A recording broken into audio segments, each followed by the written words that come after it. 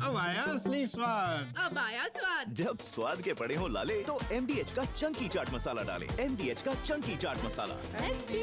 MDH। अब बात करते हैं बीती रात के मुकाबले की, जहां पर मुश्किलें पैदा हो गई कोलकाता के लिए।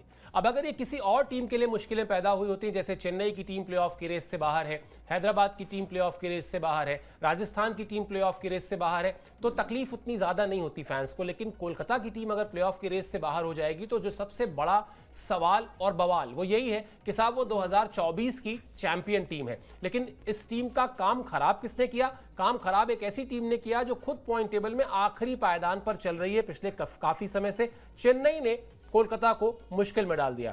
चेन्नई से हार के बाद केकेआर का प्लेऑफ अब बहुत मुश्किल हो गया है। चेन्नई ने 2 विकेट से कोलकाता को हराया। कोलकाता ने 180 रन का लक्ष्य दिया था चेन्नई को, जो चेन्नई ने 8 विकेट खोकर हासिल कर लिया।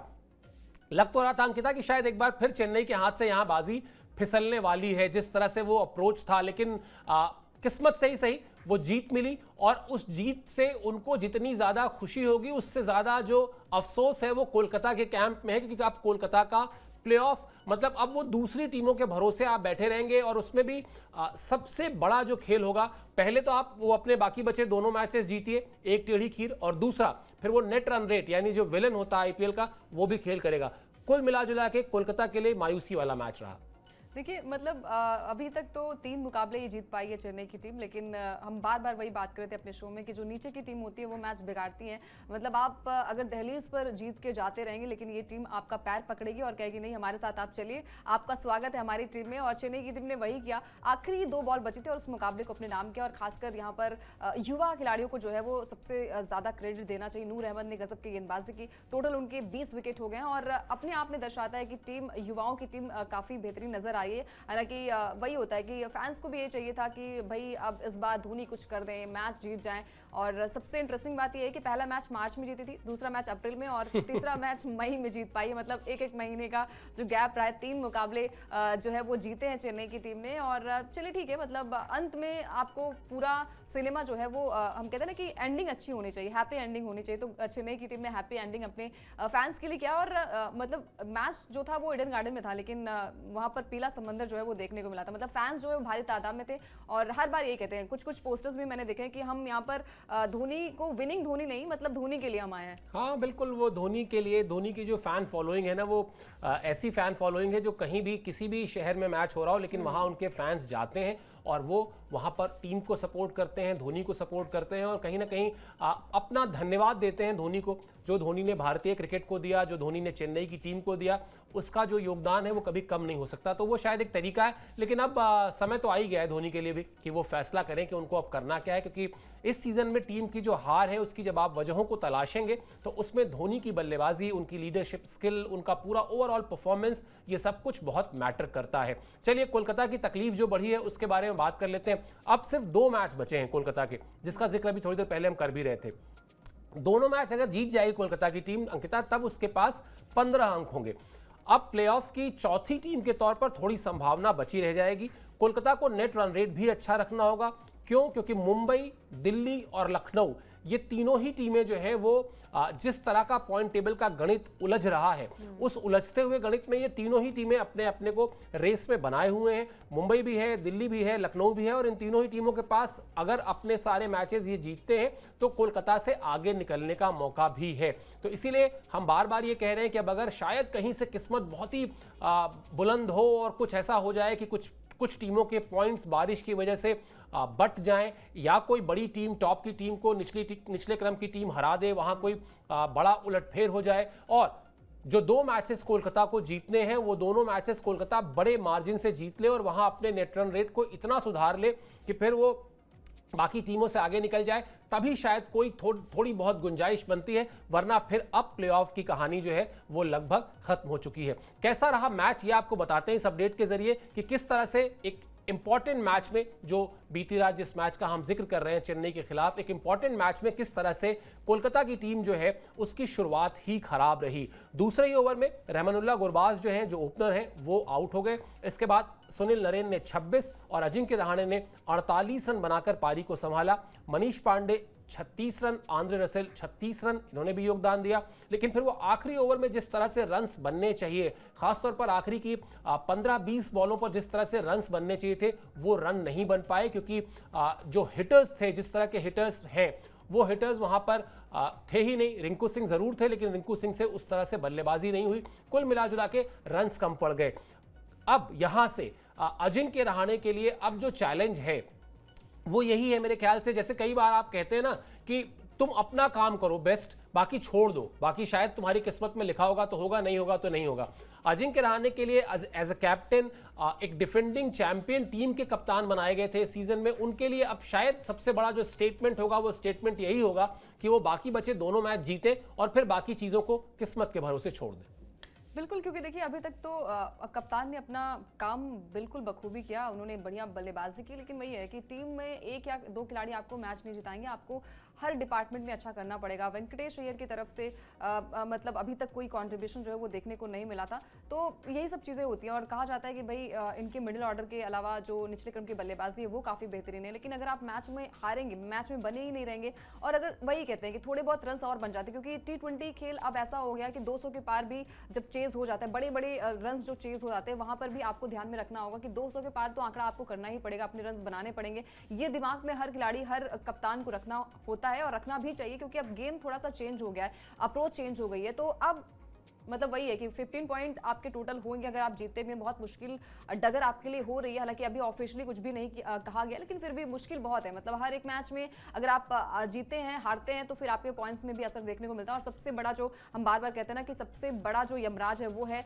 नेट रन रेट का। अगर वहां से आपके पॉइंट्स भी ज्यादा होंगे थोड़े बहुत, और नेट रन रेट में भी इधर उधर थोड़े से चेंजेस होंगे, तो फिर आपकी टीम जो है वो निचले क्रम में आ सकती है। तो KKR के साथ भी वही हुआ, लेकिन यहाँ पर तारीफ जो है वो चेन्नई की करनी बनती है। चेन्नई की टीम ने मतलब भले ही प्लेऑफ के लिए से पहले बाहर हुई है, लेकिन फैंस यही चाहते हैं कि हर एक मैच में बल्लेबाजी अच्छी हो और जीत हो, चाहे वो आप प्लेऑफ के लिए से बाहर हो गए हो, नहीं हो गए, लेकिन अभी भी आप मैच खेल रहे हैं तो आपके लिए इंपॉर्टेंट यही होता है कि फैंस के लिए आप बल्लेबाजी करिए, अपने लिए बल्लेबाजी करिए आप। बिल्कुल, और चेन्नई की तारीफ इसलिए भी करनी होगी क्योंकि कोलकाता की तरह ही चेन्नई की भी शुरुआत बहुत खराब थी। जब वो चेस करने आए तो शुरुआत, बल्कि कहना चाहिए कि कोलकाता के मुकाबले भी और ज़्यादा खराब शुरुआत हुई, लेकिन उसके बाद टीम संभली और फिर जो लगातार हो रहा था कि जीत के लिए बाद के ओवर्स तक का इंतजार हो रहा था, ऐसा नहीं हुआ। एक ओवर टीम ने टारगेट किया और उस एक ओवर में ही टीम ने इतने रन जोड़ लिए कि वो रन बाद में काम आए। क्या रहा मामला देखिए, आयुष महात्रे और डेवन कॉनवे जो है वो 0 पर आउट हो गए थे।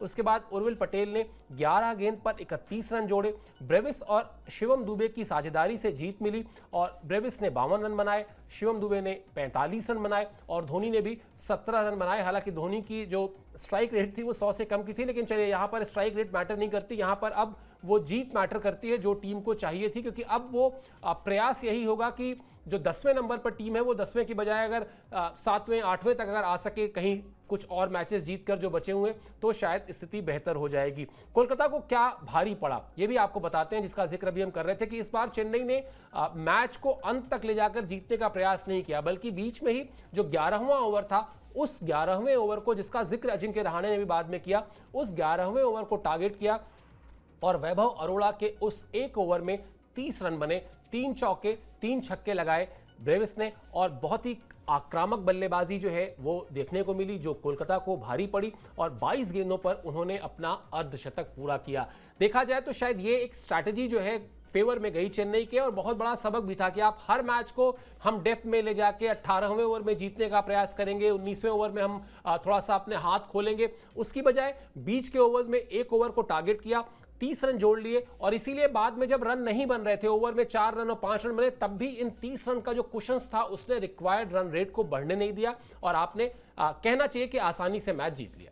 बिल्कुल, देखिए मतलब 60 में 5 विकेट आपके गिर जाते हैं, मतलब पावर प्ले में अगर आपके 5 विकेट गिर जाते हैं तो आपकी टीम, आप समझ लीजिए कि मतलब 5 बल्लेबाज और बचे हैं निचले क्रम में, वहां से मैच को बनाना बहुत ही डिफिकल्ट हो जाता है। और डिवाल ब्रेविस ने गजब की बल्लेबाजी की। जो सबसे बड़ा टर्निंग पॉइंट हम बात करते हैं वो 11वां ओवर ही रहा, जहां पर अरोरा को उन्होंने मतलब क्या गजब के हिट्स लगाए, 4 चौके 6 छक्के लगाए, टोटल 30 रन जो है उनके ओवर्स में आ गए थे। तो ये बहुत ही प्लस पॉइंट होता है किसी भी टीम के लिए कि भाई आपने वहां से एक ओवर में अगर 30 रन जोड़ लिए तो बाकी बल्लेबाजों के लिए वो प्रेशर थोड़ा सा रिलीज हो जाता है, और लास्ट ओवर में आके आपने मैच को फिनिश नहीं किया। हालांकि फिनिश तो एक ही कर सकता है फिनिशर, एम एस धोनी ने वो छक्का लगाकर मैच को फिनिश किया, और जो खुशी थी फैंस के चेहरे में वो देखने को मिली। पूरा जो ईडन गार्डन का मैदान था वो पूरा पीला समंदर था, और हर कोई यही कह रहा था कि उनकी बल्लेबाजी। और लास्ट में हम कहते हैं ना कि धोनी जो है वो अपने हिटिंग के लिए जाने आते हैं, मतलब जो पावर हिटर के तौर पर जाने जाते हैं, फिनिशर के तौर पर जाने जाते हैं, और खासकर मैच को फिनिश भी करते हैं, और अपने ही अंदाज में उन्होंने मैच को फिनिश भी किया। तो सबसे बड़ा ये रहा कि भाई केकेआर के लिए दुविधा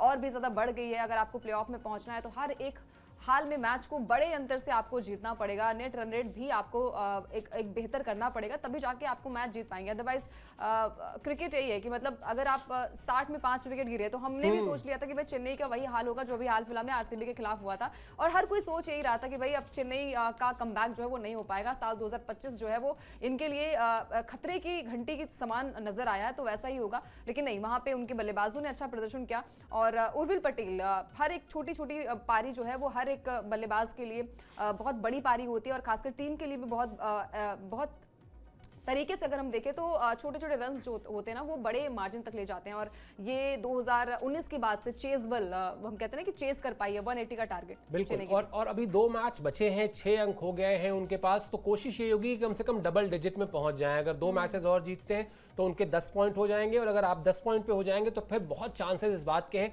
कि आपकी टीम यानी चेन्नई की टीम वो 10वें पायदान की बजाय 7वें 8वें या 9वें पर कहीं पर फिनिश करे। थोड़ी सी राहत मिलेगी, मतलब वो शर्मिंदगी नहीं होगी जो शर्मिंदगी 10वें नंबर पर आने पर होती है। हालांकि खेल है, खेल में हार जीत चलती रहती है, और खिलाड़ी बहुत प्रोफेशनल होते हैं। क्या कहा अजिंक्य रहाणे ने, शो को रैप अप करें उससे पहले आपको बताते हैं, क्योंकि वो मायूस दिखाई दिए, उनको लगा, उनको समझ में आ गया कि अब जो है वो किस्मत के सहारे ही है टीम कोलकाता की, क्योंकि प्लेऑफ जो है वो अब इस हार के बाद, चेन्नई से हार के बाद बहुत मुश्किल हो गया है। क्या कहा उन्होंने, उनका आपको हम बयान दिखाते हैं, और बयान के साथ ही साथ इस पर बातचीत करते हैं। हम 10-15 रन कम बना पाए इस पिच पर, 185-195 का स्कोर अच्छा रहता, गेंदबाजों ने अच्छा प्रयास किया, लेकिन अंत में नतीजा हार ही रहा। एक ओवर में 30 रन बन जाना भी हमें महंगा पड़ा, लेकिन इस फॉर्मेट में ऐसी चीजें होती हैं, एक आध ओवर इधर उधर हुआ और मैच बदल जाता है। ब्रेविस और दुबे ने जोखिम लिया और उसका उन्हें फायदा मिला।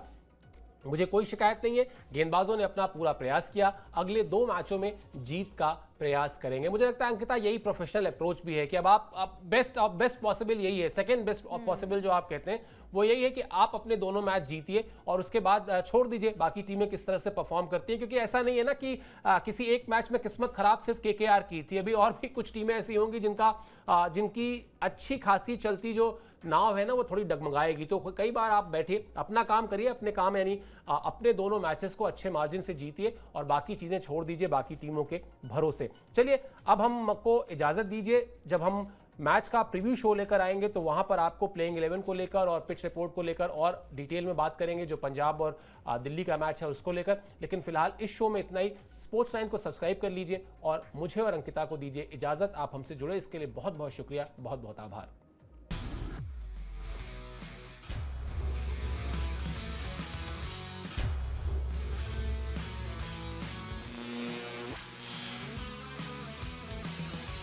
अब आया असली स्वाद। अब आया स्वाद। जब स्वाद के पड़े हो लाले तो MDH का चंकी चाट मसाला डालें। MDH का चंकी चाट मसाला। MDH